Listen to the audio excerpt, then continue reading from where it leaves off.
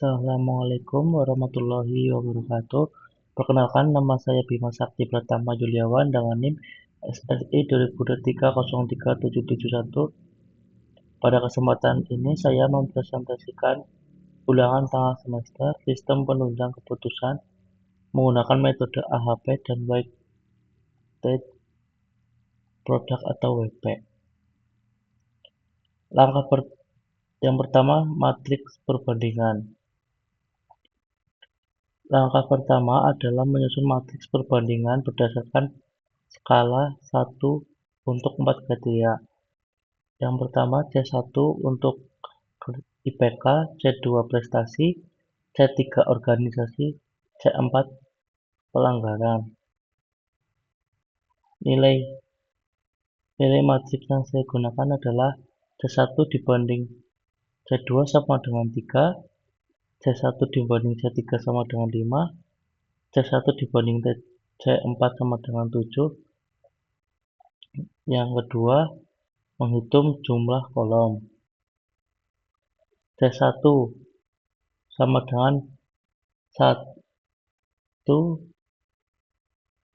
kolom C1 sama dengan 1 plus 0,33 plus 0,200 plus 143 sama dengan 1,676. Kolom C2 per 3 3 plus 1 plus 0,333 plus 0,200 sama dengan 4,533. Kolom C3 5 plus 3 plus 1 plus 0,333 sama dengan 9,333. Kolom C4 7 plus 5 plus 3 plus 1 sama dengan 16.000.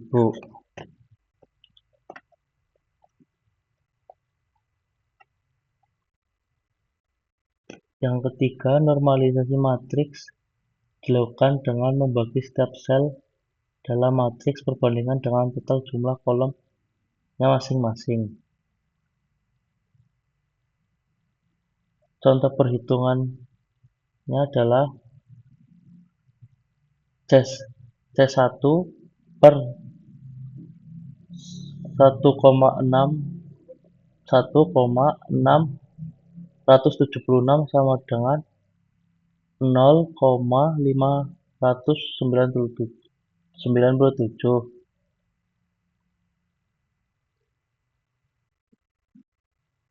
Seterusnya ada 3 per yang 3 per 4,533 sama dengan 0,662. Selanjutnya ada 5 per 9,33 sama dengan 0,536. Selanjutnya ada 7 per 16 sama dengan 0,438. Yang berikutnya ada C2. C2 0,33 per 1,676 sama dengan 0,199. Selanjutnya ada 1 per 4.538 sama dengan 0,221. Selanjutnya ada 3 per 9.333 sama dengan 0,321. Selanjutnya ada 5 per 16 sama dengan 0,313. Selanjutnya ada C3 yaitu 0,200 per 1676 sama dengan 119. Selanjutnya ada 0,333 per 4.533 sama dengan 0,0073. Selanjutnya ada 1000 per 933 sama dengan 0,107. Selanjutnya 3 per 16 sama dengan 0,118. Selanjutnya yang terakhir ada C4, yaitu yang pertama 0,143 per 1676 sama dengan 0,085. Yang selanjutnya 0,200 per 4.533 sama dengan 0,044. Selanjutnya ada 0,333 per 9.333 sama dengan 0,036. Yang terakhir ada 1 per 16 sama dengan 0,188.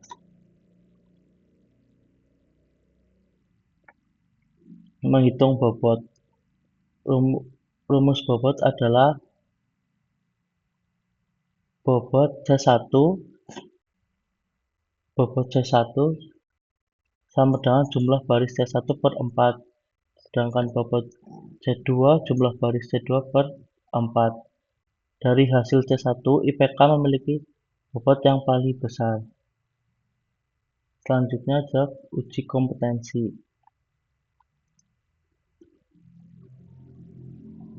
CI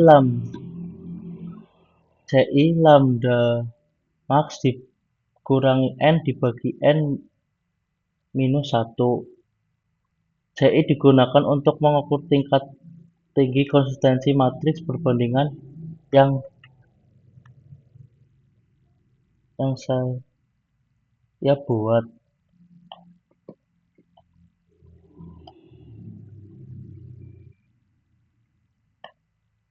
Selanjutnya ada konsistensi rasio atau CR. CR dibagi CI. CI yaitu hasil dari perhitungan tadi dan RI atau random index nilai acuan dari tabel. Untuk nilai N sama dengan 4 dan RI 0,90. Setelah mendapatkan bobot yang saya uji konsistensi menghitung CI, kemudian rumus lambda max dikurangi N dibagi N-1, kesimpulannya yaitu CI dibagi RI untuk 4 kriteria adalah 0,90.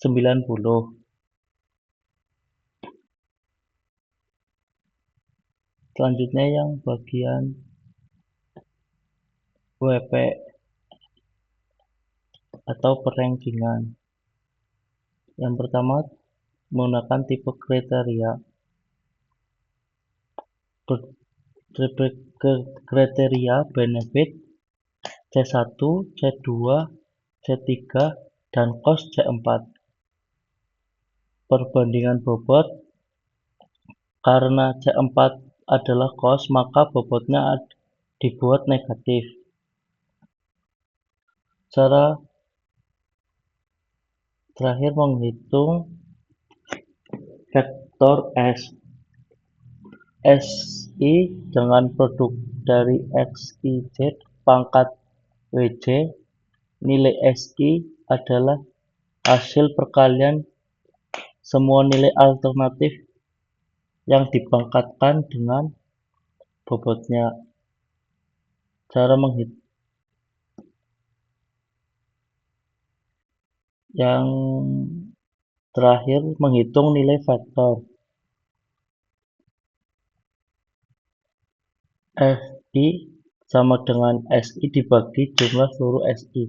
Nilai FI didapat dibagi semua total dengan nilai S.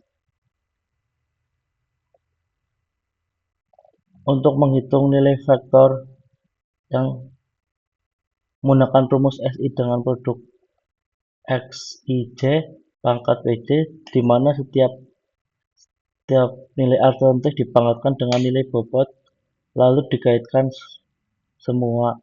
Kemudian nilai preferensi saya menggunakan SI dengan dibagi seluruh SI sehingga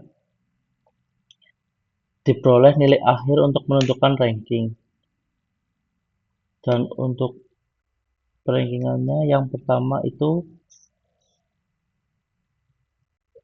ada Citra dengan ranking 1, kemungkinan kedua Andi dengan ranking 2, yang ketiga ada Budi dengan ranking 3, dan yang terakhir ada Dedi di ranking 4.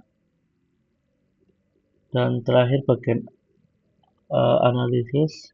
Yang pertama, siapa yang dipilih? Kandidat yang terpilih sebagai mahasiswa berprestasi adalah Citra atau Atika dengan nilai preferensi tertinggi sebesar 0,69. Yang kedua, mengapa unggul? Berdasarkan bobot AHP IPK atau C1 memiliki pengaruh sangat besar, yaitu 55/8%, meskipun IPK Citra 3,7 sedikit di bawah Andi dengan IPK 3,8. Citra unggul jauh pada kriteria keaktifan organisasi atau C3 dan memiliki nilai 0 pelanggaran atau C4. Dalam metode PP, nilai 1 pada kriteria COS dengan pangkat negatif tidak dapat mengurangi nilai total tidak dapat mengurangi nilai total secara signifikan dibandingkan kandidat lain yang memiliki pelanggaran lebih banyak. Yang terakhir, jika bobot C1 atau IPK diturunkan, maka kriteria prestasi C2 dan organisasi C3 akan mendapatkan porsi pengaruh yang lebih besar. Hal ini kemungkinan akan semakin memperkokoh posisi Citra atau bahkan menaikkan posisi Budi, karena keduanya memiliki nilai prestasi dan keaktifan yang sangat bersaing. Sementara Andi yang mengandalkan IPK tinggi akan mengalami penurunan nilai preferensi yang secara drastis.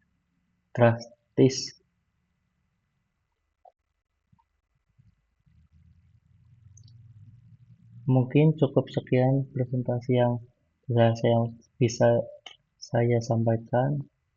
Terima kasih. Wassalamualaikum warahmatullahi wabarakatuh.